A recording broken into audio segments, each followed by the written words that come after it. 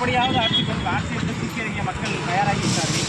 எப்படியாவது நம்ம ஆட்சியை வந்துவிட வேண்டும் என்ற ஒரு உருவ எண்ணத்தோடு செயல்பட்டிருக்கிறது ராஜஸ்தான் மாநில அரசு. கடந்த தேர்தல் அப்படிலாம் நடைபெற்ற சட்டமன்ற தேர்தல் இந்த பிரச்சனை இருந்தது. ஏன்னா அங்கே இருக்கிற மக்கள் பிஜேபி அரசு மீது வரக்கூடாதுன்ற முறையில் அவங்க நாட்டிற்கு தயாராக இருந்தது. பல்வேறு வகையான தாக்குதல் நடத்தி எப்படியெல்லாம் பண்ண முடியுமோ அப்படியெல்லாம் கூட்டு செய்து ஆட்சியை பிடித்தார்கள் ராஜஸ்தான் பிஜேபி அரசு. ஆனால் திருப்பி அந்த காங்கிரஸ் ஆட்சி வரக்கூடாதுன்னு அந்த தேர்தல் முக்கிய காரணம் ஒரு விபத்தாக்கி விபத்துலால இறந்துட்டாங்க போல இந்த மாதிரி கொண்டு வரது வச்சுருக்காங்க. அவருக்கு ஏற்கனவே அச்சுறுத்தல் இருந்தது. அது சம்பந்தமான அச்சுறுத்தல் இருக்கும்போது அவர் காவல்துறையில் புகார் செய்திருக்கார்.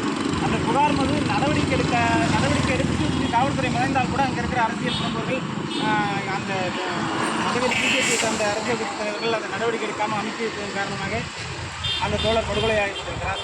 அந்த தோழர் குடும்பத்திற்கு ராஜஸ்தான் அரசு 1 கோடி ரூபாய் நிவாரண வழங்க வேண்டும். அது மட்டும் இல்லாமல் அந்த குடும்பத்திற்கு ஒருவருக்கு அரசு வேலை வழங்க வேண்டும். அந்த படுகொலைக்கு காரணமான அனைத்து குற்றவாளிகளும் விரைவாக கைது செய்யப்பட வேண்டும். கைது செய்து அதிகபட்ச தண்டனை வழங்க வேண்டும் என்று தமிழ்நாடு மாநில குழு சார்பாக மாவட்டம் முழுவதும் அனைத்து மாவட்ட தலைவர்களும் இந்த கண்டன ஆர்ப்பாட்டம் நடைபெற்றுக் கொண்டிருக்கிறது. அதன் ஒரு பகுதியாக புதுக்கோட்டை மாவட்ட குழு முன்னெடுத்திருக்கிற இந்த ஆர்ப்பாட்டம் இளைஞர்களுக்காகவும் மாணவர்களும் தொடர்ந்து இந்த மாதிரி அச்சுறுத்தல் நடைபெற்றுக் கொண்டிருக்கிறது. குறிப்பாக சொல்ல வேண்டுமென்றால் பிஜேபி அரசுக்கு எதிராக எழுதுகிற எழுத்தாளர்களும் அது மேடை பேச்சாளர்களும் இளம் கம்யூனிஸ்ட் தலைவர்களும் தொடர்ச்சியாக படுகொலைக்கும் தாக்குதலுக்கும் ஆளாய்க்கொண்டிருக்கிறார்கள். இந்த போக்கு மிகவும் கண்டிக்கத்தக்கது. தொடர்ச்சியான போராட்டங்கள் மூலம் இந்திய கம்யூனிஸ்ட் கட்சி முன்னெடுக்கிற பல்வேறு கட்ட போராட்டங்களில் ஒரு பகுதியாக தான் இந்த கண்டனார்த்தம் சிறப்பாக நடைபெறுகிறது. இதன் மூலம் ராஜஸ்தான் அரசு விரைவாக அந்த குற்றவாளிகள் மீது நடவடிக்கை எடுக்க வேண்டும். இதுபோன்ற சம்பவங்கள் இனி தொடராத வண்ணம் சட்டம் ஒழுங்கை சரி செய்ய வேண்டும்.